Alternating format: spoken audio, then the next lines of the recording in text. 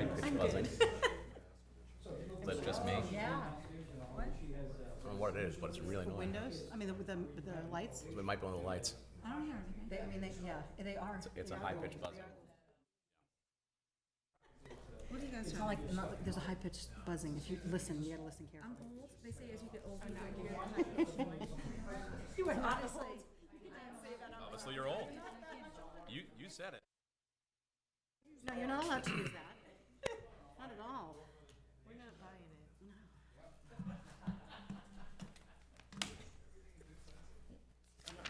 It's I'm good. I just want you to know.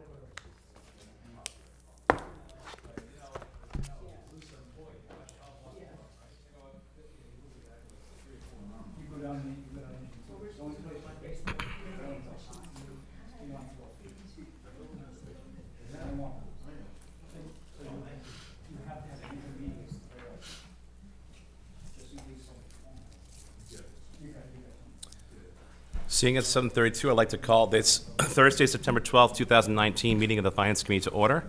Tonight we'll be following the public and posted agenda.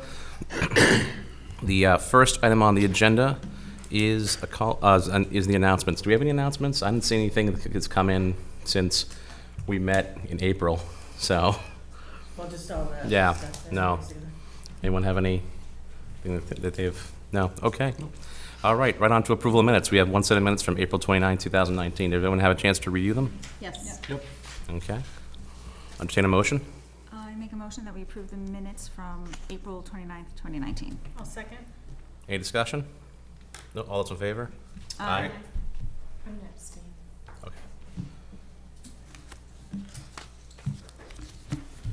Next on our agenda, we have report on and discussion of the fiscal year 19 close for the town of Chelmsford departments and the current conditions. And with us tonight, we have Darlene Lucier, our town accountant. Good evening, Darlene. Thank you for coming tonight. I think I did send you some reports. I'm sorry, I sent them just, I think, last night, but just to give you a little preview before we go over them. We can first start, we can start with revenues. Yeah, I do. I'm sorry, am I not? Now you have two. Wow. So we closed the year on June 30th. We had a very good year. Looking at the revenues, local receipts, we exceeded our budgeted amount of $10,425 by $11,782,000, which was like that's what we took in. So we exceeded the budget by about 13%, and we were 12% higher than we were prior year. So we did well on those. The big numbers that are in that local receipts is motor vehicle. We had a budget of $5 million, and we took in 5.6. So we did about 12, almost 13% over budget on that line item. And that's one of the ones where you had budgeted a little bit lower because you thought, one of these years we're going to hit. I know. We keep saying that You keep in every saying year. that. So And keep we saying do- it I because it know. keeps going well for us. We do think because people are leasing vehicles. Mm-hmm. That's really where we think but we still want to be cautious with that line. We don't want to go too high on that because if the economy does take a turn, that's where somebody will say, well, I'm going to keep, I'm not going to lease another vehicle. So we still stay cautious. We don't go too high on that. But basically all the line items, really, if you look at our budget versus actual numbers, we pretty much hit almost everyone 100% or over.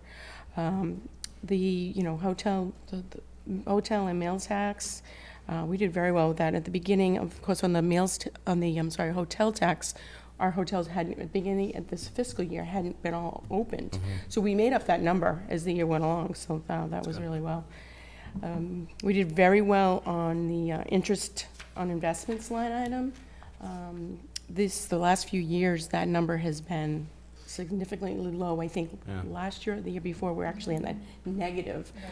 So that number did really well. We lowered that budget to 250 because of the trend in the last few years. We actually brought in $585,000. So that was a good line item push on that. Permits, we're doing excellent. The building inspector's really going out there and doing inspections. Increased fees, which hadn't been increased for a long time. And he's also just really going out and looking at the projects that are being done and making sure that the builders are building what they say they are and, not putting in a building inspection for windows and then go out and then they're building half a house or something, So he's really stepping that up, so that's bringing in a lot of income there on the building inspection side. Do you have any sense of that increase over either last year or the budget of how much of that is driven by the increase in fees versus just increased activity? There was some activity, but I would say more of that was we're seeing it in the fees. Just I'm the really increase? seeing it in the fees, yep. By increasing the fees, and also really having the builders really stick to, what are you really building? And, I mean, he actually did go out and assess a couple builders, and it was significant. There was, like a $10,000 difference where they had to, yeah. So there was some big difference. That really did help. The fees hadn't been increased for a while, so it was time to look at those fees anyways. The real estate tax, property tax, John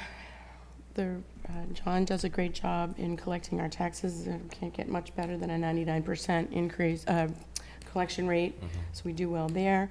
The state reimbursements, we got pretty much all the reimbursements we want, and then just the other financing sources are just the things we voted town meeting, like free cash and all of the transfers from other departments that help with the revenue sources. Can I answer a question? What's Yep. the miscellaneous non-recurring? Yep.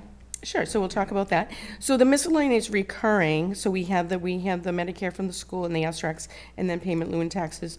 There's 3 property owners that are paying the lieu and taxes. We have Blue Wave Solar, we have the Harvard Vanguard, and then Chelmsford Woods does the payment lieu and taxes. So that's where that money comes in from.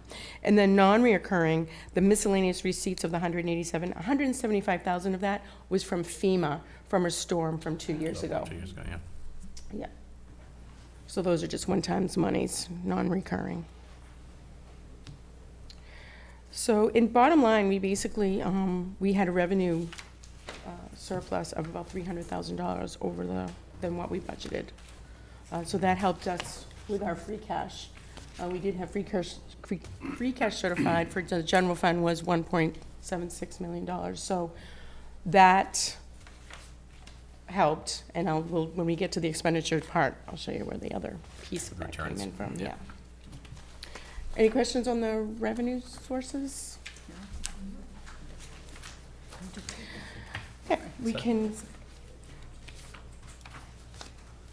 look now at the departmental expenses. Again, as I say every year, the department heads do a very good job with managing their budgets. We did have about, including even the financial reserve and all that, we basically turned back about $1.3 million was the turn back. The big piece of that, and we're going to be working with the fire department, was under the public safety line item, you'll see personnel services.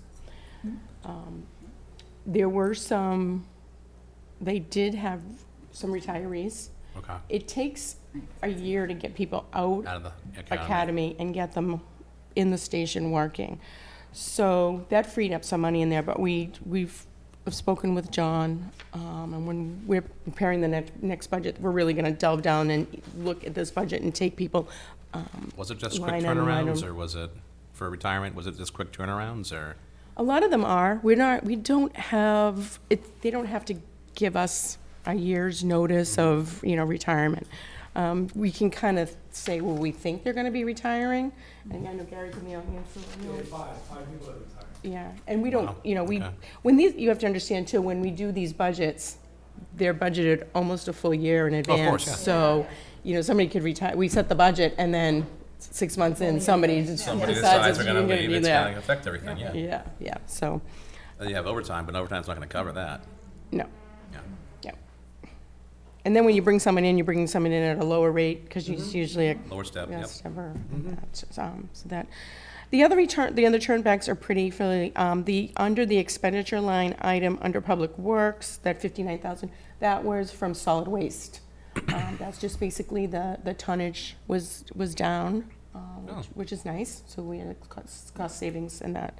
So that's really all what that was in Does it that have line anything to item. do with the fact that we changed that bylaw? It does, okay. So we shouldn't assume that that's gonna continue in trend. It's a one-time, yeah, okay, just wanna make sure.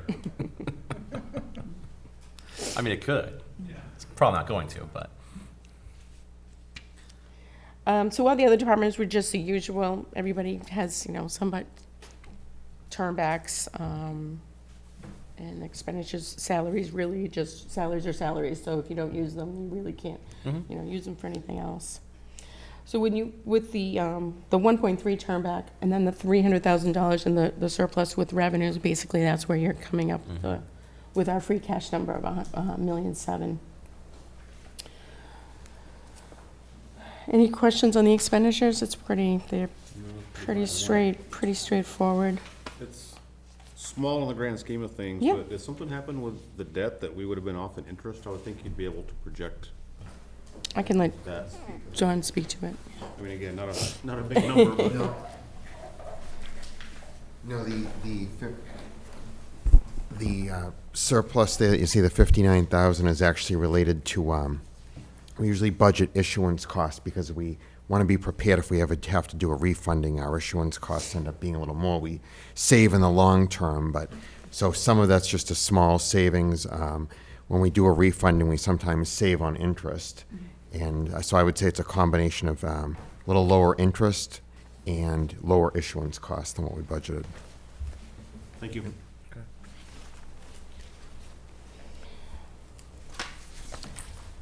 And just to, so as I spoke of, we did get our free cash certified for 1.760 to 38. Like I said, that was mostly made up of the turnbacks and the revenue source. And that comes out about 1.3% of our annual budget, which is pretty much in line. We're actually, I ran some numbers, actually ran some reports off other communities that are equal of ours. Their free cash was much higher. We have some people have $3 million of free cash certified, $4 million of free cash. So I really feel like $1.7 million is pretty much where, we're not, I think we're being conservative with our budget, and it's not, yeah. The other free cash certifications that we have to get are from the other funds that we have for enterprise. So our sewer always, it's a separate fund. The enterprise funds are basically self-funding funds, so they get certified as their own. So the sewer enterprise got a free cash certification of $1.9 million. It's It exactly the sounds same as last year. only $23,000 more was added to that. We've had no rate increases with sewer or anything like that, so they're just basically just pretty much running the same year to year. I think later in the presentations later, they'll be talk about how some of this money is actually going to be used for some future sewer projects. So we're going to be using that. Our golf course, they had a certification of $152,000. That's $32,000 more than last year. They didn't do any projects. They're actually in the process right now of doing some greens. They do the work in the fall instead of the spring. So some of that money will actually be used to do some of the work that's over at the golf course. Was it last year that, did we put money into this?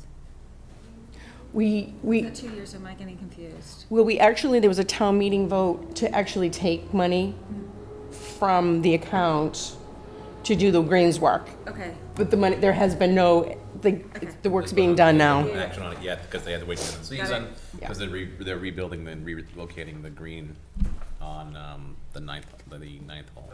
Yeah. Yep, yep. And then we have the PEG access, or the cable access. That's they get certification of $128,291. A little higher than last year, not much. Yep, it's not abnormal. They didn't have any big prior year, they had bought that new truck and they had done all that. But that was planned based upon Yes. changes in the Right, regulations. at the federal right. level, And this yeah. year, he really didn't want to do any big things. He's a little nervous about the regulations, and he's trying to like build a little bit of a reserve fund with that, because he's just not sure about how his revenues are going to be coming in. Stormwater, this is the first year for stormwater. So they certified their free cash of $598,000. That sounds like an absorbent amount, but it's not. That's it's very similar to how our sewer, when we first did the first year with our sewer. Revenue comes in, but there's not a lot of expenditures going on, so. So it'll carry over, but it won't balloon. Right, exactly. And then we have the ice forum, the ice rink, and their certification, again, it's the first year, certification of about $200,000. Again, they're gonna be doing, they gotta do capital projects over there and things like that, so this is the first year. Yep. To get that up and running. Just wanna talk just a little bit about some of our trust funds, like the stabilization funds and the balances and how we did on those.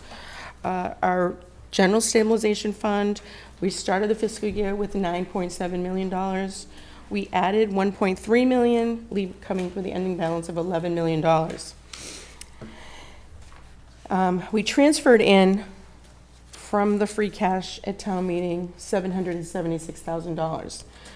The balance of it, we actually made $562,000 in just the interest earnings on that account for this year. So we can see a trend, like with the revenues, the interest earnings are up. They're doing very well.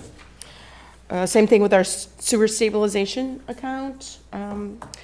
We started with $1,710,000 and ended up with almost $1.8 million and $81,000 in interest earnings on that. And the last one is the OPEB trust fund that we have with PRIM, with the state. We started the year at $8.8 million and ended at $10.4 million. We transferred in $1 million at town meeting, and we took in almost $550,000 worth of interest income on that account also. So the interest is really helping out on these stabilization trust funds. I'm just going to speak a little bit on how CPC, I thought that might be something people might be interested in on the CPC. I know I brought my reports. I thought I got my reports. Maybe I didn't. But I can speak to it. Oh, yes, I did. They're right here. So CPC is, their fund balance is actually building a little bit, which is good to see. For a while there, they were running pretty lean. So they ended the fiscal year with 2.2 in their undesignated fund balance, and they have about $430,000 in their reserve. There's going to be some, in later presentations, there'll be CPC articles that have actually, instead of going out to borrow for any of them or anything like that, there's enough. We're just going to take them right out of the reserve account. Okay. I've already been to CPC and made those recommendations to them. So just to kind of recap on CPC, they took in, for revenue, they took in $1.14 million. Under the tax, on the tax base. Our match was $205,000, a little bit of interest of $3,100. So their total revenue was $1.3 million. So they did fairly well there. They didn't have any, if you know, through the last few town meetings, there hasn't been any really big projects or anything like that. So it's been able to build up those funds. They've just been having smaller projects coming forward. I did print off for you, I think, is what the debt schedule is, and I think that's always good to kind of revisit, just to look at their debt is will be kind of tapering off. This year, for fiscal '20, their debt's gonna be $205,000. But as you can see, after '21, it cuts in half. '20 is the 700, and then 2021 is 662, and then in 2022, it's 375. It just really, really cuts in half, because the town halls come off the debt schedule. That's really the, It's a big one. come off those. So I'm talking when I go to CPC and present to them, this is where, if they're looking at big projects or wanting to do any borrowings, this is where they would want to be able to go in and feel comfortable to do another borrowing if they wanted to. And that's pretty much. We do have the auditors are here. They're here for 2 weeks. Powers and Sullivan. Powers and Sullivan, yep. And they're working away diligently. Everything's going smoothly. No problem so far. And then they'll probably finish, they'll get a final report probably in like October. And then they usually come to the Board of Selectmen right before Thanksgiving, the meeting before Thanksgiving, to do their final presentation to the board and to you folks. Any other questions? Nope. Okay, Thank you, Darlene. all right, thank you.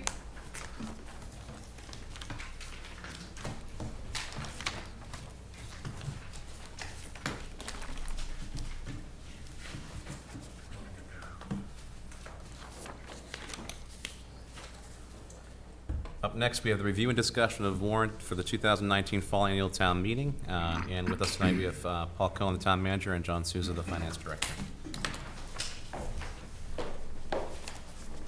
Good evening.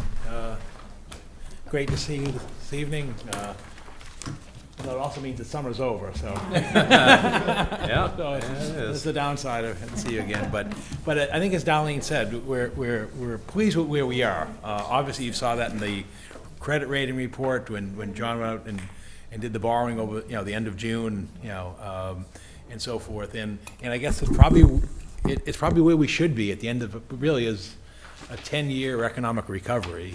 And I think the big question, as Darlene sort of alluded to, was, well, what's ahead of us? And I think we sort of had those same feelings a year ago, as we said, in terms of, and now it's probably even a little more murkier and concerning, because of the concerns with the trade in China and some of the Reverse curve and everything like that. yeah, what you're seeing in Europe and the curves and so forth. And so, so I guess we proceed with guarded optimism going forward. We're in a good place. And so when we, sort of prepared over the summer and closed the books and work and sort of prepared for this town meeting, I think we got a good plan going forward, and I'm excited to present it to you this evening. I have a number of department heads who I'll bring up to speak to the articles because they can best speak to the concerns and requests that they have. Generally, the philosophy has been is when you have one-time monies, you use them for one-time expenditures, and that's what we're here to do. Novel concept. Because it's tenuous, and also what we're doing is we're proposing things. I don't think what we have for you in terms of financial on the warrant is 32 articles, as you've seen. I think there's 19, the first 19 articles before we get into the non-financial and other articles. What we have is pretty straightforward. I mean, it's not complicated, but I think what it is we're hitting some what I call the sort of the core infrastructure of the community, in terms of things such as paving and so forth, and safety and so forth. And honestly, as I said about I think that frees us up going forward, because if there does become a period for contraction, we're not adding debt. We're, as Darlene said, not only is the CPC debt doing favorable, but as John showed you at Springtown meeting and so forth, the town's debt profile going forward is favorable as well. And it also gets us to the point where, we're obviously eyeing fiscal year '21. John will be issuing out budget requests, believe it or not, in the next 2 weeks to start the fiscal '21 process. And obviously we're eyeing what the legislature's doing in terms of, education revenue, although the disappointing news is the governor is now alluding that they may not do an education funding bill until perhaps the end of the session as opposed to the end of the calendar year. So that's a little disappointing. But we've seen some positive things, such as the, you know, the legislature did make some actions in terms of the funding for CPC, you know, to increase that with the deeds tax. And also, the governor filed a supplemental budget bill 2 days ago, and there's actually 40 million in there for Chapter 90. So, which is, you know, it's only, you know, 5% of what you'd, 20% of what you'd get for the 200 annual allocation, but it's a little bit more, and we'll see that go into our road. So without further ado, we'll get started. What I tried to do in formatting the warrant is I tried to put the consent agenda at the beginning of the warrant, and it's easy to do at the fall town meeting, because I know people get frustrated when they're flipping items when do the consent agenda. You know, so I put 2 through 5, and these ones where Darlene was primarily responsible, working with John, sort of closing out items. And, you know, and so there are rescissions and, you know, cemetery fund and so forth. So I'll just walk through this real quickly. I'm sorry, in case some of you didn't print it out, I didn't print it out. Handouts, you know, everybody can follow along. I know. Good, thank you. I know, having served with Strat on the finance committee, you're very concerned about how much toner we were. Oh, I know. We're asking the members. There's no color here, that's Yeah, there's good. no color, The paper's not too thick. you know, because we were concerned The about. staple looks like it's bare minimum. so. Right, exactly, so we were concerned, we didn't want anybody, you know, paying, you know, because you're of course. volunteers, so anyway, the first one is the borrowing for the Chelmsford Forum. Obviously, that project is complete, and we have roughly $100,000 that was authorized but unissued, meaning we never borrowed the money, but unfortunately, that remains as a commitment on the town's book. So what we have to do is basically just take a vote to remove the authorization, because otherwise it would always be listed as debt of the town because it's authorized, even though we never borrowed the money. So that's the balance, 98,229. And so again, there's no financial return to the town, but it removes it. The next ones are appropriations, not borrowing, so that's money that comes back from completed projects. The first one is $93,200.64 from the Progress Ave Sewer Pump Station. That was an $825,000 estimated project. And so that money, again, doesn't go to the free cash of the town, that goes back to the Sewer System Capacity Impact Fund, which is important, because again, that's part of the whole funding and plan for so that would be the next article. So again, this is why these come up under consent agenda. And then the next one, Darlene worked with the Community Preservation Committee under Article 4 to do the 4 items that were completed from CPC, and you can see them there, you know, the Oak Hill Conservation Land, the Pond Street acquisition, the Center Town Hall restoration, you know, and the North Town Hall restoration. Again, minor amounts, and we're just cleaning everything up and returning them back into the Community Preservation Fund. And then Article 5 is the familiar request, perennial request at Fall Town Meeting for the perennial project, which is the Pine Ridge Cemetery expansion. You know, they continue to bring in the fill and the clearing, and if you drive by there, you see the work progressing. So that's where we are with that project. So, and then Article 6 is consent agenda as well. That's the Uber and the Lyft, the 10 cent for the share rides.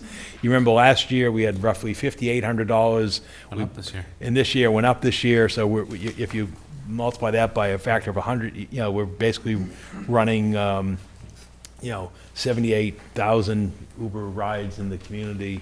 You know, and so we get 10 cents, the state gets 10 cents. And it'd be interesting to see if that gets considered when the state does its transportation financing thing, but that's what it is at this point. So basically, we get 20 cents per ride assessment, and then is what the assessment is, and half goes to the community. And then we have to annually appropriate it and report it to the state for ride share. Boston gets like $4 million under this program. Oh, You can yeah. imagine the number of rides in Boston. So So last year we got, originated- but it's last year we got 50. 5,800. 5,800. Oh, 5,800. I thought it was 5,800, yeah. 58,000. No. Would have nice, no. Would have been nice, yeah. No, so and it's only rides originated. So what happens if it's originated in our town, that's when Right. we get the funds for it. Or But not if someone's delivering to Delivering, us, not delivering, or coming yeah. to us, we don't get the funds. Okay. Right, and then they distribute them by calendar year. So that's, you know, so this is the calendar year 18, It's a whole lot of rides. still a lot of rides. From, Yeah. yeah, from Chelmsford. Yeah. Yeah, so basically there were 78,025 rides originating out of Chelmsford. But, obviously, you start looking at Cambridge and Boston, there were 42 million in Boston, rides. Anyway. I believe it with the it's all- traffic. Yeah, it's all, It's not easy to grab Cambridge had cabs. 7.8 million rides. Cabs, no, cabs are much better. The Ubers don't know what they're doing. So anyway, that's why we put it up here. We're applying it to doing some side work, ramp projects on Golden Cove Road to make them fully ADA compliant with the strip paths and so forth. So you can imagine some communities out in Western Mass literally get less than $1 on some of these things. I mean, Yeah. and they just, it's just waived, but they do actually get the money. So anyway, that's how that works. The next one, we now get into collective bargaining agreements. This is where we stand today. The Board of Selectmen on Monday evening approved a collective bargaining agreement with the Police Patrol Officers Union for basically this current fiscal year and 2 years going ahead. As you can Great. see on the slide, it's 3 years. We always do 3-year deals. We're going ahead, we're not going back? No, yeah, and actually, it's only 2 months, we're only 2 months in arrears. Into the current We're only 2 months contract. into the year, so this is good. Yeah. And, Usually when you say that, it's like, we really only have 6 months left. yeah, right. So it's a 2% increase to the wage schedule. We remove the bottommost steps in the first and second year. There are 7 steps, we get on to 5 steps. So the top step stays only 2% over the 3 years of the contract. We had a very low and embarrassingly low academy rate and first year rate, so we basically eliminated that so that our wage scale is more competitive, even though there's very few people on that at any given time. So that's what we've done. And then the other thing we've done is on the educational incentive. In terms of retention and recruitment, as you know, and this is sort of the history, when the Commonwealth eliminated its funding for the Quinn Bill back in 2012, we exercised and had language that basically removed our funding commitment for what at that time was the town would contribute. An officer would qualify for 10% for an associate's degree, 20% for a bachelor's, 25% educational incentive for a master's or law degree, and the state would fund 50% of it. And that bill went back into the 1970s, because that was the whole idea of having an educated police force and so forth. Well, when you got up to 2012, that was no longer, the state no longer funded it because of the funding obligation, but also it was no longer a concern because everybody was coming out with criminal justice degrees and so forth. We were a community at that time who had the language that if the state didn't fund it, we wouldn't be obligated. We grandfathered all those who were, and that became the years of the zero contract adjustments and so forth, which sort of was the genesis of some of the labor unrest that even exists today. And then we sort of saw what the market did. Well, what the market did was the markets remained with this educational incentive. So what does that mean in 2019, 2020? It means that we're at a market disparity with those positions, because if I hire you as a police officer and I pay you $50,000 to be an officer in Chelmsford, and you have a bachelor's degree in law enforcement or criminal justice or what have you, well, if you're working in Tewksbury, you're getting $10,000 more for the educational thing. You're earning 60, but if you're in Chelmsford, you're earning 10%, you're earning 55,000. And that's only going to continue to expand over time, and it becomes an issue of retention and recruitment, and it becomes an issue of peer and market rate. So at this point, we've made the commitment at this point to conform to the market. So this and- one's in line with the market. This puts us in line with the market. And so that's what we're proposing. Although the one different change is, as I mentioned earlier, there was also a 25% provision in the educational funding law for a master's degree or a law degree. We saw other communities who were in the situation that we were, that were going back to the full incentive of the market, not provide that extra 5%, because and I said, I understand the logic, you really can't justify the return at that position level, to say, oh yeah, we should, in other words, the idea of a law degree for a patrol officer, it has value, or a master's degree at a management level, but not at the, so at this level, we've sort of followed the leads of some other communities we're in a similar situation in just that, 10% associates, 20% bachelors. We actually have two that are actually grandfathered in on our force now, and that will remain, obviously. You're not going to repeal them, but going forward, that would be the standard, under this contract for the patrol officers. So that's where we are with this. 10%, how was that multiplied, the base salary? How The does base that- salary. So it's base salary times 1.1? Yeah, So those that came in after 2012, Right. this will apply to them now? right, exactly. Okay, so what does this look like number-wise? Number-wise, the appropriation, we have 38 people in the 35 or 38? 36 people in the bargaining unit, and we're at the point where it's a tipping point. That's also why it comes up, it reflects the configuration of the membership. Chief has talked about this last couple of years. Yeah, exactly. We saw this coming. So that's what we're doing. We're conforming to the market. And the only thing I can tell you is we have we signed yesterday a memorandum of agreement with the library union. That will not be coming to the selectmen, unfortunately, until October 7th, because the union can't meet in time for the next Board of Selectmen meeting. So that, unfortunately, I'll have to ask you to. Having a meeting on the night of the Yeah, town meeting. or I'll get it to you as soon as it's voted, I'll get it to you with a number. It's not a complicated agreement, as you can imagine, for the library workers. We are continuing to meet with the other groups. There was a negotiation today with the clerical union they have another session next week. We are scheduled for a mediation session with the sergeants union next Tuesday, and I'm optimistic. Because I think that, this helps in terms of, anytime it shows progress or you're getting agreements helps with all unions. We have a mediation session in a couple weeks with the firefighters union. We're seeking to meet with the dispatchers, and then we're scheduled, we're reaching out again to the highway union in hopes of getting everybody in. But what we explained is we don't want you coming in the day of the town meeting, if at all possible, because obviously, we don't want to, we'd rather have a little more time to air these and consider these in light of what transpired last February. So we're telling people we really like you in by the selectmen's meeting on October 7th, which means that beginning of October, because we want to put it in the selectmen's packet. So we're really, trying to move this to action, and so that's where we're going. I'm Again, sorry, how many outstanding total? in terms of how many groups? Yeah. I think we have 5 out at this point. Police sergeants, firefighters, highway, dispatchers, and clerical. We no longer have a facilities union or a cemetery union. They're now non-unionized employees. So that's why it's down from what had been the higher numbers in past years. So we'll keep efforts at the table and keep moving forward. And I'm optimistic. And I'll continue to be that way.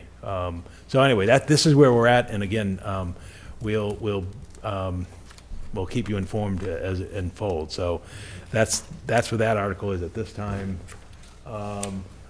Amendments to the current operating budget, we're not proposing any. At this point, there's really, we're only into a third month of the budget year.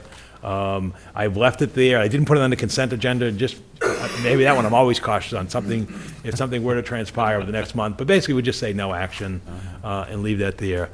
The next one is a return article, which we hadn't seen in a couple of years. This is the Sewer Construction Stabilization Fund. I'm going to let John speak to this. As you can see, there is a slide that speaks to the amount and what the balance is, but I'll ask John to Thank you, Paul. So what this relates to is, you may recall, when you look at the debt service budget, one of the major components in there, we call it betterment funded debt service for short. And what it covers is all of the sewer construction that was done from 2005 to around 2010, the latter phases of the project. Then we have a long-term financing plan for that goes out over the next 12 years until it's finally concluded. And there's basically, that financing plan relies on 3 sources of money. You have betterments, which are pretty much depleted from where they once were. We're still collecting betterments from homeowners that have apportioned it or spread it out over 20 years, but, it's significantly lower, that fund, than what it used to be, and we planned on that. The main source of money that we have is the sewer capital improvement fee, which is the $1.05 surcharge that we all pay on our sewer rate. That money is segregated out every time someone pays a bill, and it goes into a special fund.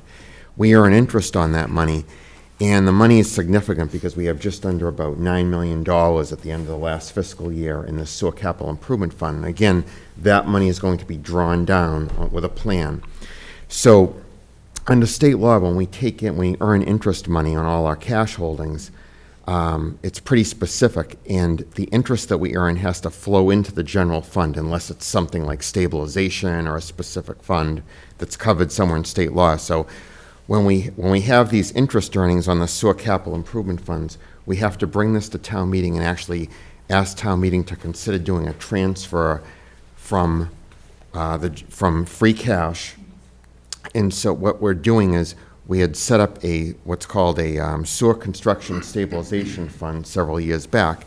So each time we have interest earnings that we can put into this sewer construction stabilization, this is also part of this long-term plan so that we can continue to pay the debt service down over the next 12 years.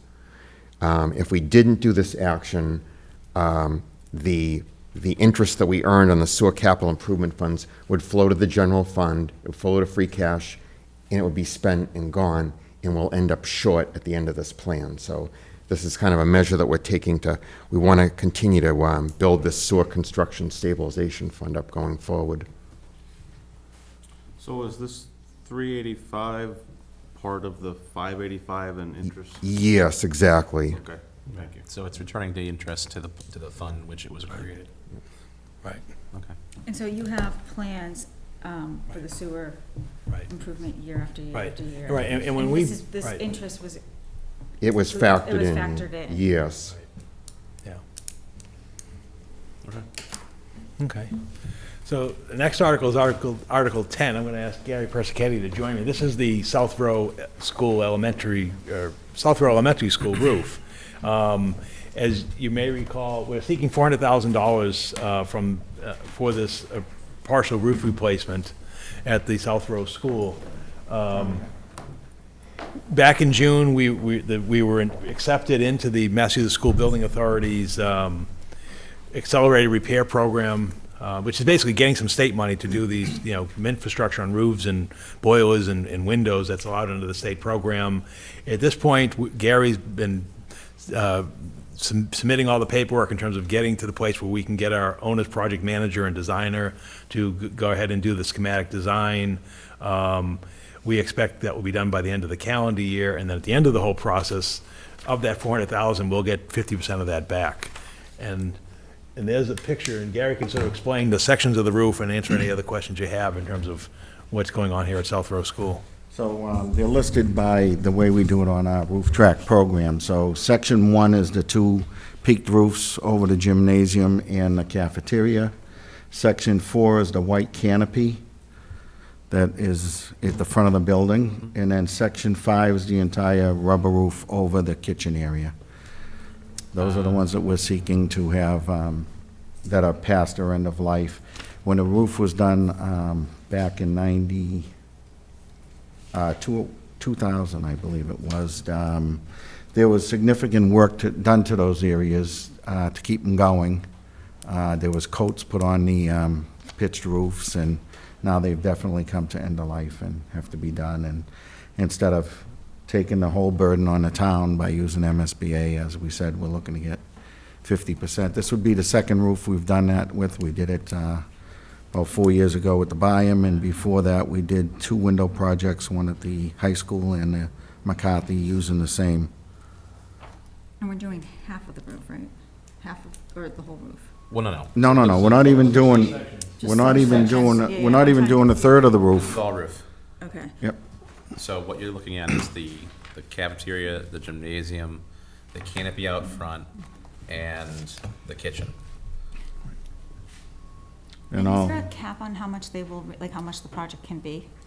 No, well, it depends on what you're seeking and doing. What they do is they have these charts from previous years and previous projects that they've done, and it's our job to look at those and work with them on it. The difference is they're the ones that pick who we're going to work for architects and, you know, how we're going to move forward with the project. They get a lot of say in it based on what happens. So, They're fine, I just yeah. want to be devil's advocate. Sure. Right? If we had $384,000 on the sewer enterprise fund, and instead of doing half a roof, we did a full roof, and we got 50% of that back. But does the full roof need it? No, that's the no, thing, and the but like, I second mean, issue would I- be, the cost at this point would be astronomical, because you'll have to remove the entire solar off the roof to do the whole roof and then put the solar back. So before solar was put on these buildings, 5 years ago, 4 years ago now, every roof had had an inspection done with it. Some roofs required some minor repairs. The 2 sections of the center school got replaced at that point, before the solar went on, so everything had met the requirements for a 20-year solar. Okay, so we're 15 years away from needing a, well. Yeah, I mean, we just, to be honest with you, we just took a small section off of the Byam roof, because they ended up with a lap seam that couldn't have been done 100% correct, or it dried out, but to get to it, we had to remove solar, get it repaired, and put the solar back. So that's the first one we've had. It's about a $12,000 cost. And the reason to do it now is by, money's appropriated in the end of October, they're able to then get the schematic design, bid documents together, bid it during the winter months, and then start the project when school ends right away.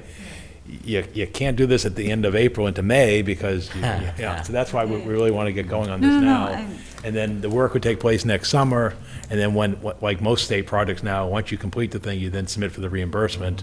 So you won't see this 200,000 coming back till, you know, following fiscal year, so you're talking fiscal '23 at that point.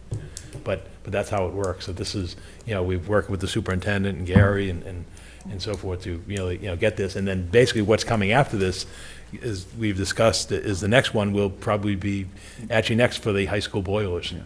They went in 2000. 2000, so here we are 20 years old. And the reason is, there's a big demand for this. In fact, they had such a demand that they did not fund any projects for windows and doors. It was only boilers and roof projects, because that's, you know, that's the condition of the school facilities in the Commonwealth and the demand that's out there. So we're going to, next time you see us at a town meeting, we'll be coming into the high school boilers, you know, which would then take place the following year. So you always want to stay ahead on the schedule. And the Neshoba Tech, I was just over in Neshoba Tech, as you recall, they did theirs. They're wrapping theirs up. They're thrilled, and again, they'll be reporting to you next meeting. Yeah. Yeah. So this is a good investment. And again, we use the free cash. It doesn't add to the debt, and then, you know. Yeah, no, I mean, that's the only reason why I brought up the extra cash, because if we Yeah. could take advantage, like, we're getting more bang for our buck. I know it's Oh, but you're gonna scary see, to move around. we're coming with more articles to, you know, to Well, the money's all used. The money's Yeah, all used. No, I know, but like, if we can get more back from the state, then if we use that money, we Yeah. get more, we get half of it back, we're making Right. 100,000 Right. more than what we had. And that's what we'll do, Yeah. and that's what So- we'll be doing with the boilers a year from now, or, you know, even less than, you know, Yeah, but it wouldn't effectively. be enough to fund the replacement of all that, plus it doesn't need it at this current time. Yeah. They actually went out, and Gary, they went out and walked the roofs. I mean, they just don't say, okay, that's great, Chancellor, what are you looking for? They went out with an engineer and the program manager and did the roof All walk. TOSHA standards. Yeah. Yeah, it was, they were careful. I didn't go up on the roof. I went to the meeting in the classroom, and then a few others didn't go up on the roof. We were smart, yeah. So, all right, thank you, Gary, we'll be back shortly. Gary Ryan's coming. You might as well stay up here, Gary. Chief Ryan's coming up now. This is a request for $95,000 for the purchase of a replacement breathing air compressor unit that was manufactured in '98, and basically has exceeded its life expectancy and now doesn't meet the standard. And just to give you an idea of what that kind of machine looks like now, that's what we're talking about. So I'll turn it over to Gary to explain what's happened here. Good evening, everybody. Thank you.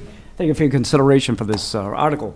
Back in June, as you probably, I think when I was here before your last, we talked that we became an OSHA state back in February. So as part of that mandate, we have to have there's a series of things we have to do. And one of them is to have this machine inspected. So we had our vendor come out in June, and as luck would have it, didn't comply with today's OSHA standards. It didn't comply for two main reasons. One, it needs a carbon monoxide sensor. So when you fill these SCOT bottles, these self-contained breathing apparatus bottles, the equipment the I was wondering what this firefighters was wear for. into a Okay. fire, Yeah. those big bottles. Yeah. You know what scuba bottles are, Yeah, well, yeah, these yeah. are for us. the Yeah. Self-contained breathing apparatus bottles.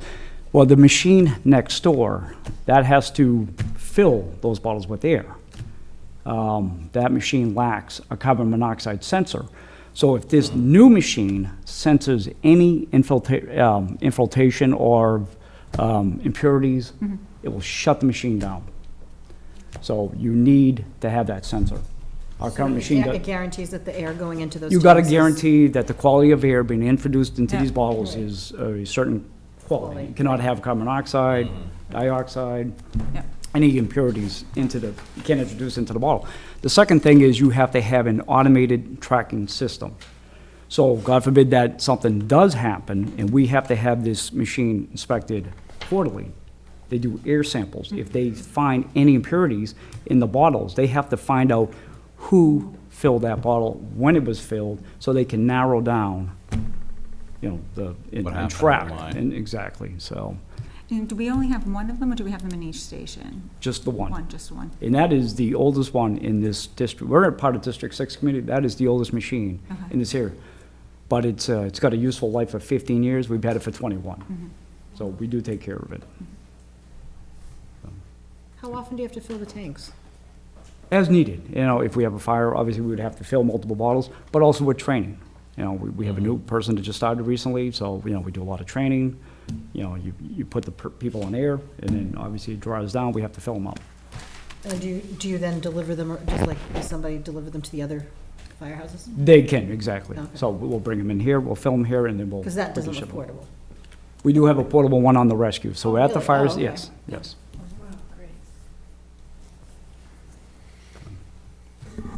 Any questions? So that can get sold to salvage for somebody? It's not compliant, Right. so we will try to get something on the market, but to answer that question for you, Eric, because one of the first things that the town manager asked me, what would it cost to bring it up to Recondition the machine. recondition? It was more than half, yeah. it was- $49,000. It was, not worth it. yeah, and even then, they wouldn't Feels like guarantee more than 70 5 years. What's the projected life of the new machine? This one is 20 years. 20 years, okay. So when we come back in 20 years, I'm before you, then we can, We won't be here.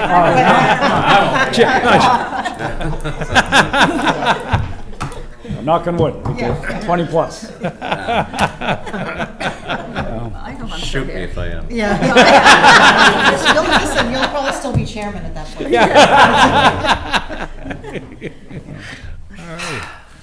All right, thank you, Gary. Thanks, Chief. Same time. All right. Thank you. We'll now bring Gary Prescotti back and. Steve, you come up too. There you go. Steve and Gary, or, you know, I was gonna bring Steve and Gary, but, all right, we'll let Steve handle this one.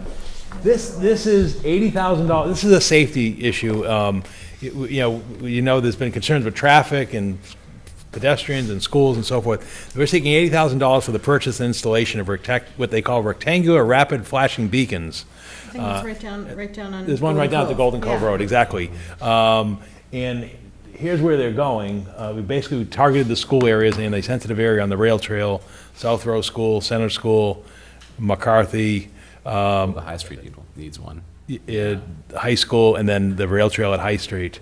And reason you do this is it does work. We're looking at the literature on this, it does significantly increase driver yielding at the crosswalks. This is what they look like, you know, if somebody's seen them. Then they're on both sides, and they capture your attention. Yeah, a new one just went over our middle space. Mole, yeah. I actually slow down, please. You slow That's the down. only thing you slow down for. So like, actually, look. The only catch is people gotta press them. It always frustrates me, I'm on Golden Cove, and the person's standing there, and they don't push the button. Just push the button. Yeah, exactly, and they look. They're all solar powered, right? Correct. They're all solar powered. So what this, we just installed 2 sets within the last couple of weeks. There's a set on Maple Road up by the Byham School on the bike trail. The set that's there is more of what they call a bike trail set. There's no button to press. There's sensors that pick you up coming. So if you're coming up the bike trail it knows you're coming and it'll automatically start flashing. So that's what's gonna go at High High Street. Street, okay, good. And then in the future, we'll probably retrofit the one at Golden Cove That'd with be that, nice. because I agree, I drive that road 10, 12 times a day. And people just- Nobody knows to hit the No. button, even though, I don't. I Hit can't- the you- button. You can't How many explain years it. did we grow up with kids, they push the crosswalk Push the button? Yeah, I Over and can't over. explain Yeah. it. I grew up in The more you Boston, they don't push it, the faster anything. it'll turn, yeah. Kids are probably looking for it need right an on their phone. An app? Proximity sensor, yeah. But the rest are target the fronts of schools, and then the main crosswalk across Richardson Road from the high school entrance over to kind of the Crooked Spring Park Parker School. area, yeah. Yep. Yeah. So the. And if you ever drove through Groton Center lately, they're everywhere. If you- Are they really? If you drive through Groton Center, I don't know if they got some Crosswalk. grant, every crosswalk, yeah. Every From Lawrence Academy down to They have where no problem pushing them there, so that things are. Apparently not, but Little Donlands. every the- crosswalk in Groton. They make it through the town, or? I don't know if they got some great state grant or whatever, but I mean, I just looked at it and said, my gosh, every crosswalk Yeah, has these. they literally It's like installed like literally 8 sets right through 8 the sets. center of town. Yeah, maybe they got the school to pay for it or So something. is the Lawrence 80,000 probably did. projected, or is that? No, those are based on the actual numbers. So, again, the 2 sets we just installed, the one on Maple Road, and then we did the backside of McCarthy, the crosswalk across Old Westford Road, which is your traditional button set. So there's actual pricing of the sets we just installed literally 2 weeks ago, is how I based that number. So the And proximity ones are a little bit more expensive than the ones that you push? the bike trail ones, it's about $4,000 more. Okay. So the push button ones are $14,200, and the sensor ones are $18,400. How does the sensor work? Is it just like a motion sensor like There's you have in a- your house or something? Looks or like a little outside? type of Like on a floodlight? camera up on the thing, and it'll pick you up about 20 feet away, 20, 25 feet away. What kind of maintenance do you foresee on these? None. None? It's just eventually, a battery could go with the solar. But I mean, the ones on Golden Cove have been there, and it's not exactly full of sun. We haven't had any issues with those Okay. at all, and it's just a tiny little panel on top.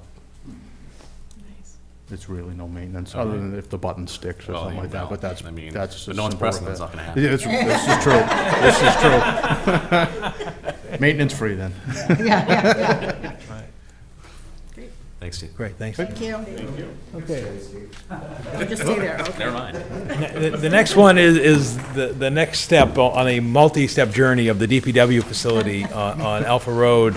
We're looking $250,000 to basically the bituminous concrete top coat. We've been in that facility now for 6 years. Oh, wow. With the binder coat, and it's to the point now where it With can't just go the any binder longer. coat. Yeah, I mean, this is what's happening now, and if we don't do anything, we're gonna start losing the binder coat. You know, and then at that point, what you then have to do is redo the binder coat and put the top I'm coat. actually so- surprised it's in that good a condition Yeah, after 6 years. it's- Just a It binder. looks a little better in the pictures than it actually is, I think. Yeah, so basically, Steve went out and did all the calculations and so forth, and actually, right now, it's a good price for petroleum, to Yeah. be doing, with our contract, so we really want to get out there and finish that off at the DPW before, we never, I don't think we ever envisioned going this long, quite frankly, when we No, talked about that's- coming back. yeah. Although, when everything got split up when we were, well, about 5 years ago. Yeah. When everything got split up, we kind of saw this happening. Yeah. So that's what we're seeking here is roughly $250,000. Yep, so, I mean, you've been to our facility, the only lot that is finished pavement is the visitor lot right in the front door, that small, tiny parking lot. The rest of the entire facility is either still in gravel or just in binder coat. Especially by the sand shed and back by the bays, that needs to get done. I mean, you guys have heavy equipment going through there. Yeah. So that request. The next one is the high school, the completion of the high school parking lot. This is the front now, right? This is the front. We need basically $550,242. This is how you get to the last dollar free cash, the 242. Sorry. We appropriated $1,062,000 back in the 18th spring annual town meeting, and the rear area, and it's great. I mean, the rear area of the parking, high school it by looks the very stadium nice. and so forth. Yeah. But you can see this is now what you're dealing with at the front, and it's the same thing. You can't really go much longer. That's how it was when I was there. Is that the original from 77? Like, What's have that? we done anything since, in the front, since? Since it was built? I think, and Other than Gary might patching? know, yeah, just some patching. We've done a few drain repairs. There's been some sidewalk patch, but No otherwise, repaving. Yeah. I think it might have looked like that when I went there. So, you know, the new high school was 15 years old when I graduated. All so, right, all right. Yeah, it's in desperate need of. Yeah, we saw this coming. And the reason, you know, the other thing that you gotta bear in mind is, it's not the only bituminous surface that's remaining. What's after this? What's next? Yeah, We what gotta is go next? in, if you've seen the basketball courts, tennis, yes, that's next. You know, we were out there last minute making repairs because they almost didn't hold the summer basketball outdoor program Because of that. because of the condition, and that's, you know, you've got a linear surface, horizontal surface, and so that's next. So we expect when we're here at Capitol, talking to you in December and January, that we'll be coming forth for the tennis courts, basketball courts, and so forth. So again, I'm doing a mental inventory here. Parker in the back of Chelmsford was done. Yep. yep. How are the elementary schools right now? Yeah. Right, remember, we did McCarthy. We We did did. McCarthy. Yeah, Yeah. McCarthy was done over a couple, we did like one side, one in the Phases. front, and then the side by the stadium one year. Yeah. We just did the front of the park around the gazebo. The back was done with the expansion Recently. back in Yeah. '06 or whatever. So at Parker, the only thing really is the big lot in the back by the loading dock. That's a big lot, yeah. But other than that, Gary, correct me if I'm wrong, I think like South Row was done, Westlands was done, Byham, at least come and into the. Byham is the yeah. oldest. So the lot into the left would need to be done, and around the back of the school. But everything else, we've worked on at least in the last 15 years. All right. Thank you. So that's our request there. So when you complete this article, there would be. no Zero money act- left. No, zero money left Yeah. for the levy, and as I explained to the Thanks, Board, and I explained to the Board of Selectmen Monday night, I mean, they took action this past year in terms of the split rate to provide relief. And again, if the concern I have is, given, if we're at the end of this economic cycle, if, we're probably gonna have to provide relief in a more difficult time than we are right now. And then in terms of stabilization fund, same thing. John told you about the interest earnings.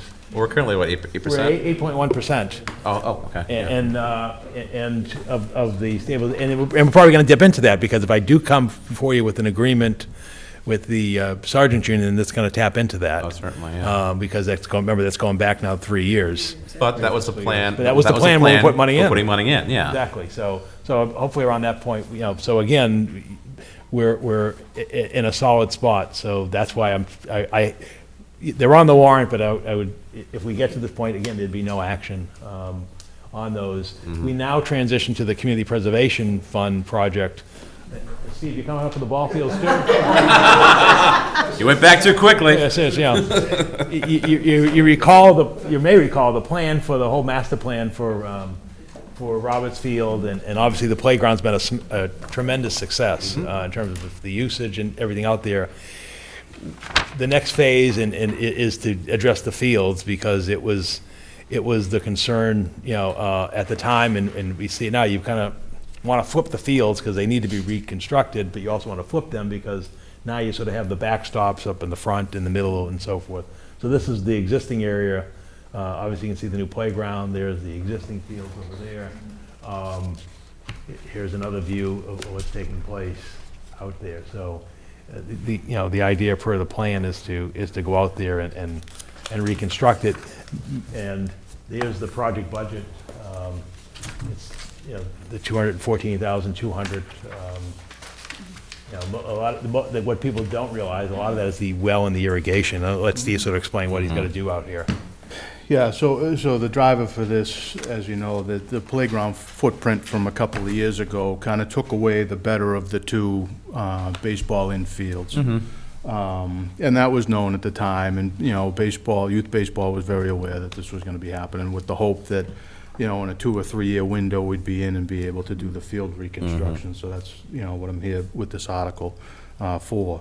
So as Paul mentioned, some of the idea through the master plan process for the property a few years ago was to slide the baseball fields to the back so the fences aren't smack in the middle of the field, you know? Yeah. It was a strange Why it place. was ever done like that, I mean, when I was a kid, there was home run fences on those fields, you know, and at some point, those were taken down to make it a little more open anyway, but with this, it's sliding the 2 baseball fields to the back and then flipping the kind of lacrosse and soccer type of field up towards the front, give it a little bit more open feel.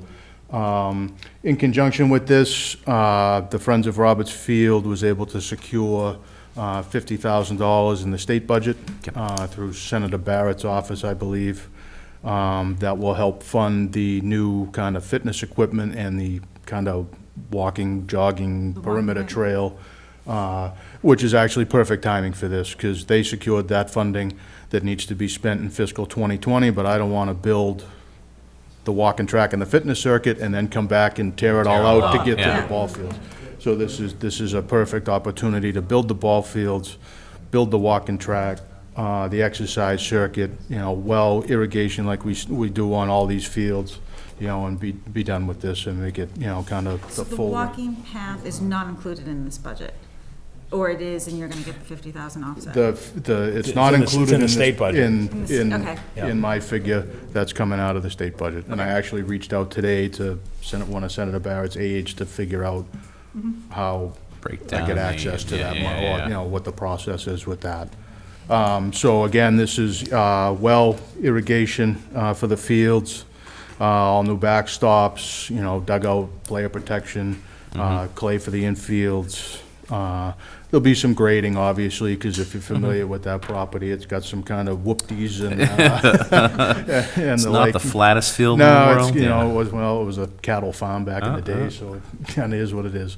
But yeah, leveling it out, I carry a little bit of contingency in case, because I know there's some ledge and things like that, so if I got to adjust some stuff, I'm hopeful to get that surveyed this fall, so I can design and do my conservation permitting over the winter, you know, and be ready to roll probably next summer. I'll wait until I get into, you know, closer to growing season and really get going into the field grading and things like that. But I can be getting the exercise equipment in and be ready to go.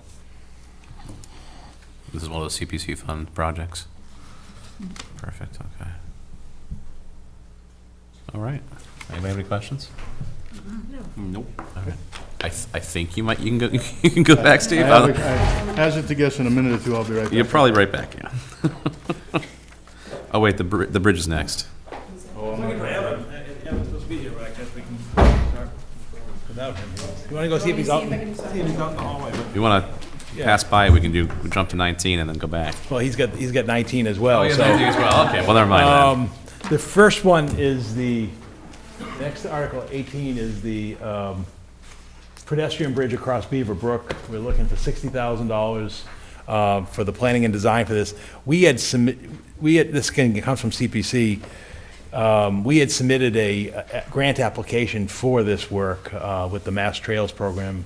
Unfortunately, that project grant application wasn't funded.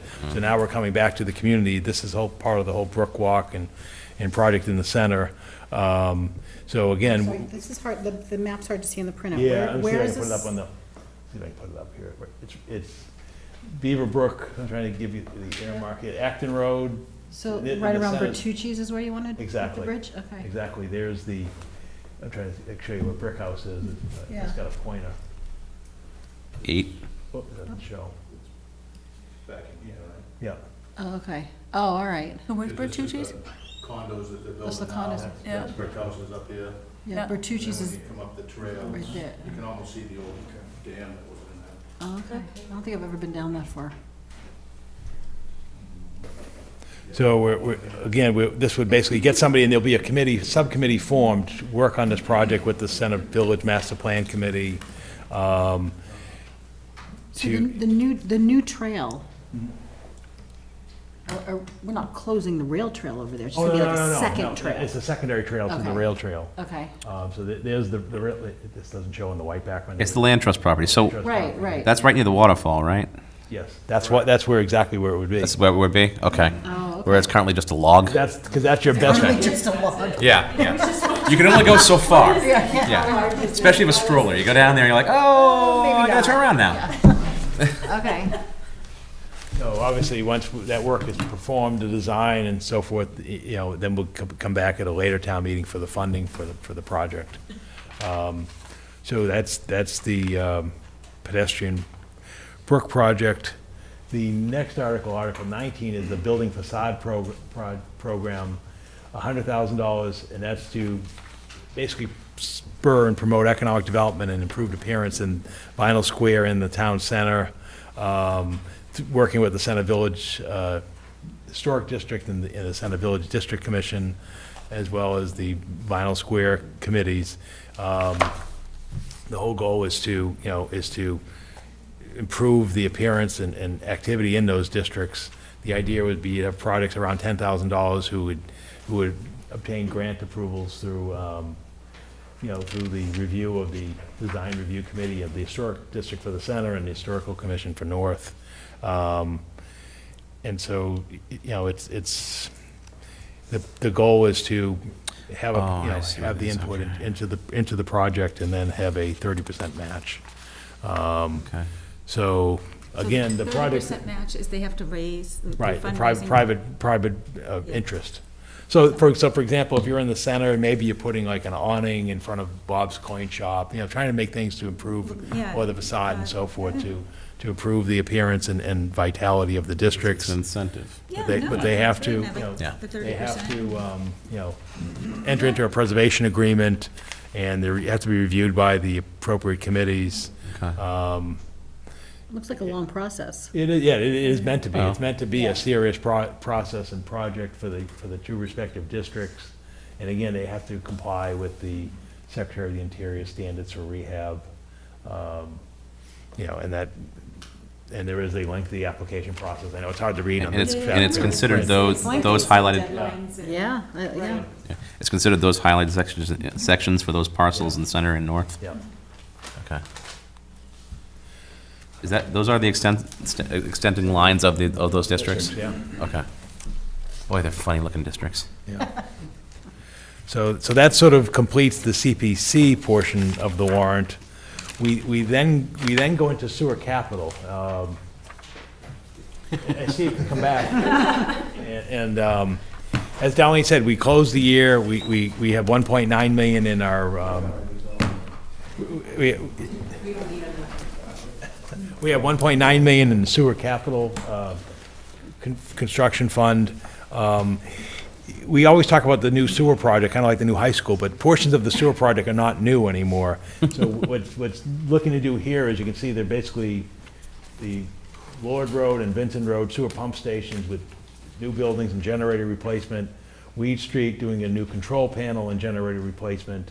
And Milan Avenue, it's the engineering design, and Steve's going to walk you through these. I can show you the pictures, and Steve can sort of explain, what's going on here. Again, we have 1.9 million in the sewer enterprise fund free cash. These pump stations were constructed back in 1993 at Lord and Vincent. 1993 sounds recent, but it isn't. It's like, it's 26 years ago. It's like, and so. I was 9. Yeah. Yeah. And Weed Street is obviously 31 years ago. And such. So there's Lord Road, and I'm gonna ask Steve explain what's happening. It's not just a simple one-on-one replacement, because that's sort of what's out there. And then let me explain to you what's there at the end. That's what happens at the end, and Steve can sort of explain why and what happens. Yeah, so as you saw in the first couple photos, what that is on the left is the generator, the backup generator, and a sound attenuation enclosure. The small little structure on the right, now these things are only, the size of the generator. So on the right, that's where, like, your electrical service, breakers and stuff like that. Some of the issue, the generators are obviously, aging, due to, need for replacement as we got in our capital plan for the sewer. But all the electronics controls that operate these two stations, Lord and Vincent, are down in the wet well. So in one of those hatches that you see there, they're down in, so they're in the elements, if you will. So they deteriorate a little quicker. So Weston Ave was the first one we did, which was the last photo, if you're familiar with that, up there by the State Pit, on the other side of the Rotary. Weston Ave was the same type of structure. So what we do is basically build these small, it's like a garden shed, basically. All that stuff comes inside. All your electronics are inside. Your generator's inside. Nothing's down in the elements, nothing is outside, so it's all internal. At the end of the sewer project, you know, the one on River Neck Road, up in Hitchin Post, out Park Road, there are these little buildings like this. Is the expectation that this will extend the life? Yes, because, I mean, obviously, you get electronics and stuff down in where it's, you know, wet, it's humid, it's not good. So. Do you know what the how much this would add life-wise to the I equipment? would guess it would probably add 10 to 15 years to them anyway. Okay. You know, and when we replace and go to these structures, you know, it's not just, it's all new controls, all new control panel, all new You're not electronics. moving the old Nope. dilapidated ones up, Nope. right, okay. Nope. All new stuff, all right, nice. So the one on Oh, and it will be fenced in? Yeah. Yep. Like, see here, this Weechsee, that building's staying, 'cause that's brick. That's in yeah. good shape. So that is just replacing the generator that's internal to the building, because the generator is, again, 31 years old. And then updating the control panel. The controls for that pump station are, again, 31 years old.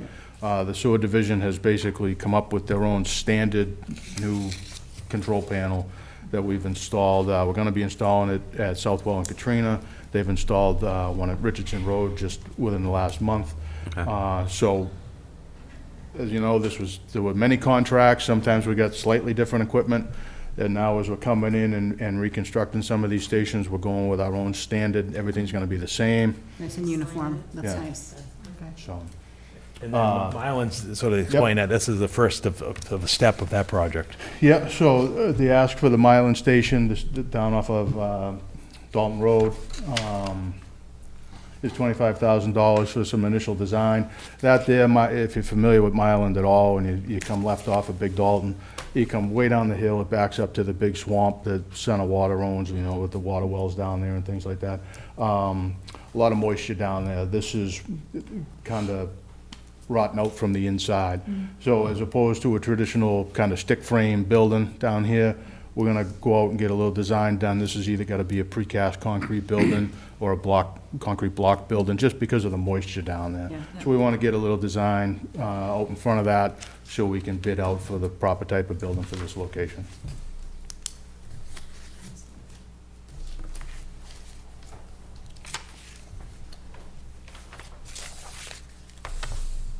Okay, any questions? I think that's it. You're That done, concludes- Steve. That concludes the financial portion of the warrant. We then basically have a dozen articles, that all? non-financial. The first one is a charter amendment, and this is pretty self-explanatory. It's to change the name of the Board of Selectmen by way of a home rule petition to the legislature for the charter, to change it to Select Board. Obviously, the idea being the gender neutrality. We're not the first at this thing. I think there's, and I've got the list, there's dozens who are well ahead of us. You've seen it more often, they publicize it in cities, you no longer have aldermen, you have councilors, and really in Chelmsford, it's the only gender name in existence. We have school committee, we have planning board, Board of Health, but we have Board of Selectmen, which so the proposal here is to change it to and we actually have a majority of women now on the Board of Selectmen, so it's to change the name of the charter by home rule petition, which basically means the town meeting votes, then we submit it to our legislators, who then get the legislators to sign a law amending our charter. So that's what will transpire here. I didn't put the voluminous language of the warrant, because again, town charters are tracked and approved by the state. There's a archives thing, and they've got to go through every line by line. Every single place the selectman shows up. Right. So if it's changed to Select Board, Yep. then what do we call them individually? You can call them board members. Yeah. You can call them select woman, select man, Yeah. Okay. select board. What we do now member. anyway. Yeah. Okay. Right. But I didn't know if it was changing the Yeah. individual term as well. Select people. select, Yeah, People? yeah. So what do we call the school committee? We call this What do you call us, member of the school committee? School committee member. Yeah, exactly, yeah. Select board member. Select board member, yeah. Believe it or not, in the charter, I think there were very few instances where it referenced an individual as opposed to the collective board. Right. So that's why you don't see it, but yeah, it really wouldn't be prescribed. Okay. It would be, and in fact, the charter was very general in that, in terms of it would say Board of Selectmen or a member and so forth. It doesn't, so there would be no official title for an individual member. So it would be, select board member, it would be selectman, select woman, select person, we've seen that. We're not prescribing that, but what does have to happen is once this is approved, and again, it's a two-step process, we approve it, submit it to the legislature, let's say they get it done next summer, because they take time to do everything. We would then come back and then amend the bylaws, because you have the same issue, but you don't want to get ahead of the legislature, so this is step one. This next step would be to come back and then go to town meeting to change the bylaw references. And then also at the same time, the selectmen would change their rules and regulations, but don't require a town meeting vote. So this vote is to just Change the allow them charter. to seek Well, so permission. then, in that instance, would you have a year in which you would have references in the bylaws that make no sense because they no longer correlate with the charter? Yeah, but Sorry, I didn't follow that one. it's, Because you're changing the bylaws after you change the charter. Right. So the charter has changed all the references to select board. You go to the bylaws, it's all references to selectmen. Right, yeah. I mean, functionally, it's not a huge issue, it's right. just, But the problem is that you don't want to go the other way, because what happens is if town meeting votes on a bylaw, the Attorney General has to approve it within 90 days. There's no way the legislature is going to get this done in 90 days.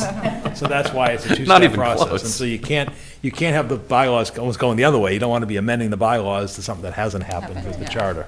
So the charter first, then bylaws, rules and regulations. So that's Article 21.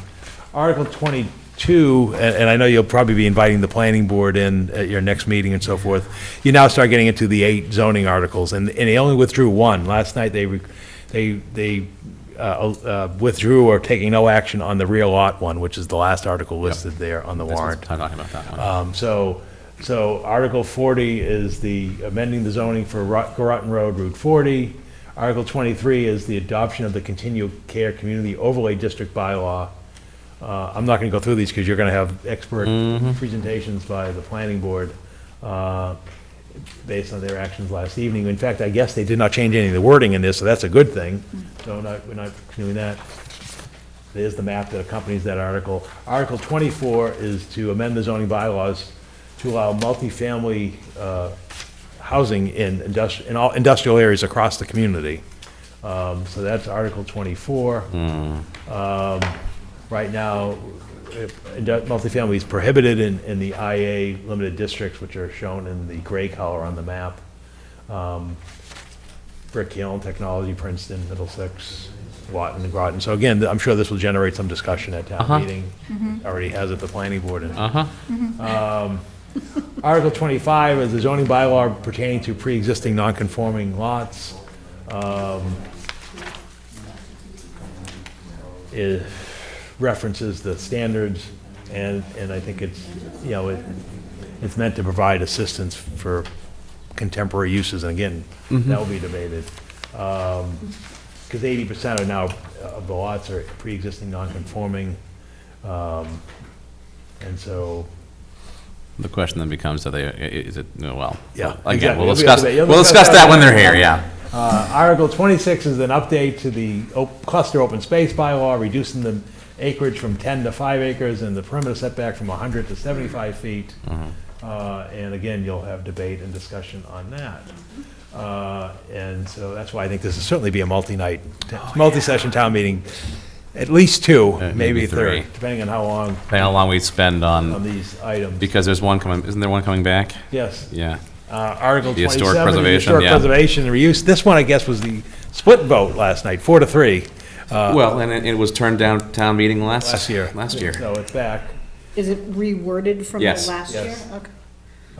So again, there'll be explanation, discussion on that. So that's, We spent some time on that one. yes. Yeah, I just don't remember the wording, that's why I asked. Well, I don't think anyone does. Yeah, you can pull the warrant from, you know, I could, yeah, I have it pull right out your here. book from last year. Would you like me to read it? Yeah. Oh, it's okay, thank you. Yeah, I was curious, not that curious.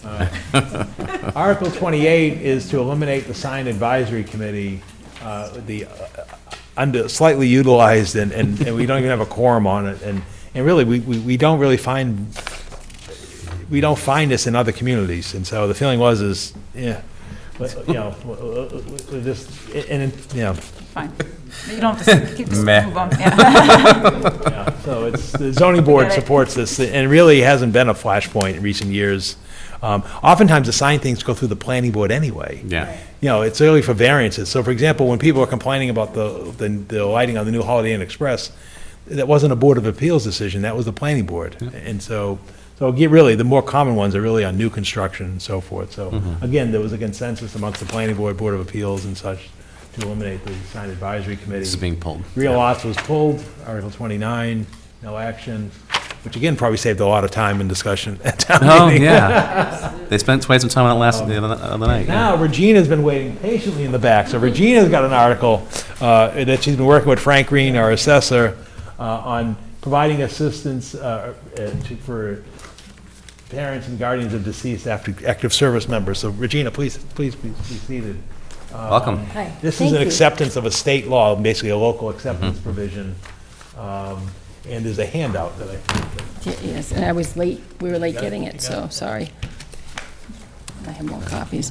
Basically, this is, article is to adopt a new clause 22H from the BRAVE Act that was signed last year. And what it does, it's designed for Gold Star parents, to give them the exemption, full tax exemption. And it has to be adopted by the town. And currently, we have 2 families that would be eligible for that in Chelmsford. That's why the current year estimation would be less than 20,000. Regina, do they have to be single? The deceased active duty service members, do they have to be single? No, there's already a provision, clause 22D provides full exemption for for spouses of Anyone who's passed? anyone who, Gold Star Right. spouses. Then now the clause 22D that was set up by the state a few years ago is fully reimbursed. Okay, It's great. It's Yeah. a win-win. yeah. However, this one, 22H, which was just adopted last year, or just voted on last year, is not reimbursed to the cities and towns. Okay. And then this one, so back to my question, the parents of the deceased service member, the service member themselves, so both the wife or the husband, the spouse, could The spouse currently. get it, and now the parents could get it? Correct. At the same time? Correct. Okay, I just wanted to be Yeah, clear, I wasn't sure, okay. The spouse would fall under 22 capital D. Right. And then if there were Parents as well. parents who were eligible. Right. And they also have to be, you must have lived in Massachusetts for at least 5 consecutive years prior to the tax year beginning. And also with this one, the application for this exemption will be accepted up to April 1, 2020, and it is only effective as of January 1st, 2019. So this is the first fiscal year that you could get it. Okay. And right now, everybody's going through the process of adopting it, and right now there are 16 other communities have either adopted it or in the process. or they're going through their town meetings to adopt it. Thank you.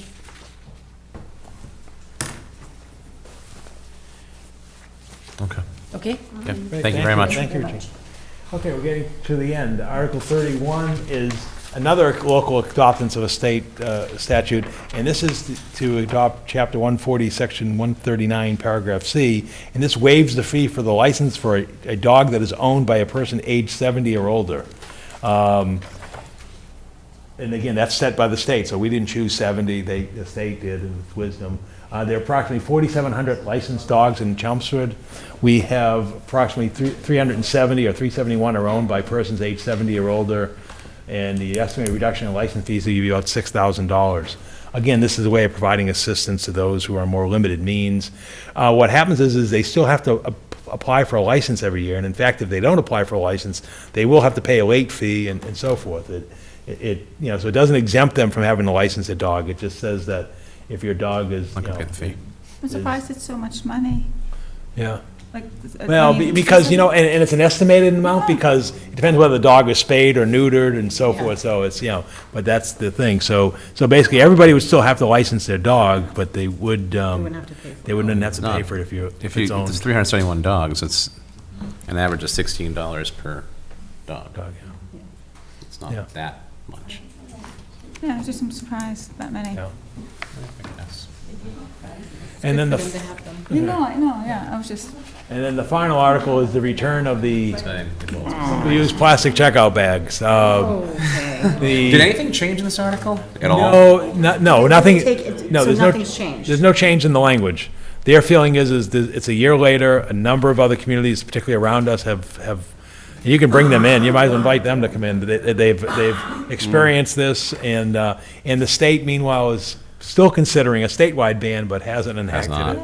Yeah. So they're asking for a reconsideration of the single-use. And I know there are concerns over the heavier mill ones now that are not able to be recycled.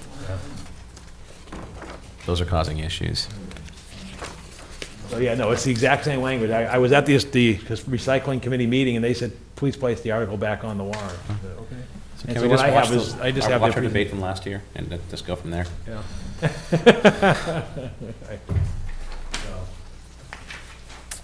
This is what, you know, But it wasn't, is my memory bad? Wasn't this the Voted spring? down. it was voted down. Yeah, Spring. No, No, it was a year Was it ago. fall? Yeah, amazing how They time full goes by. It feels like. It feels like spring. All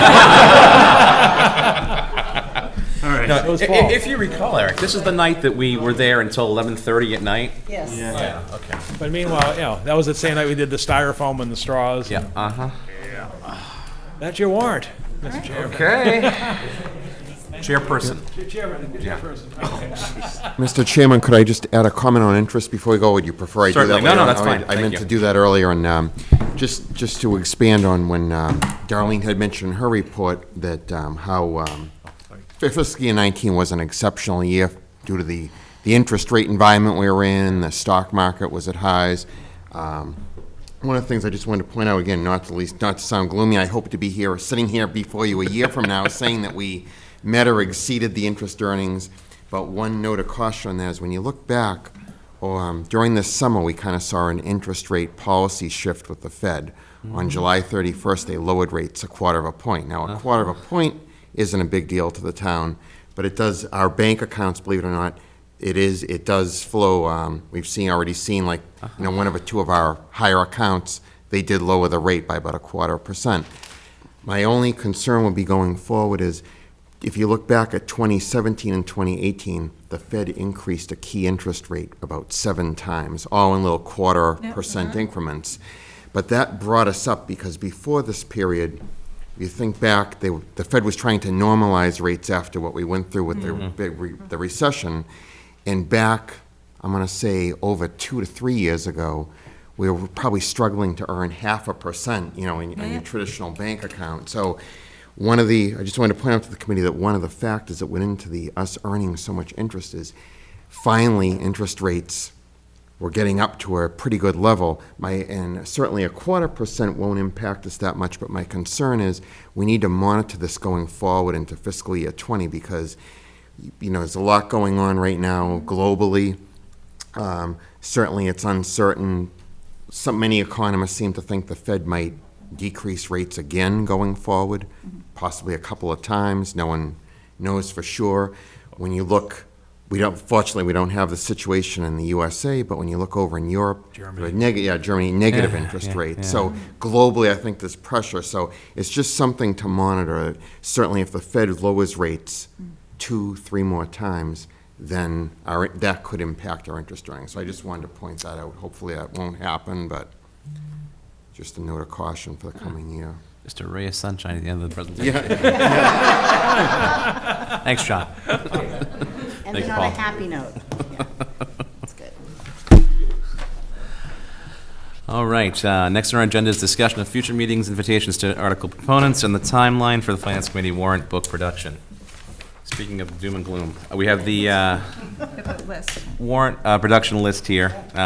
So we're looking at a meeting next week. Let me just pull up my calendar here. And the 26th? Oh, yeah, Yeah. definitely.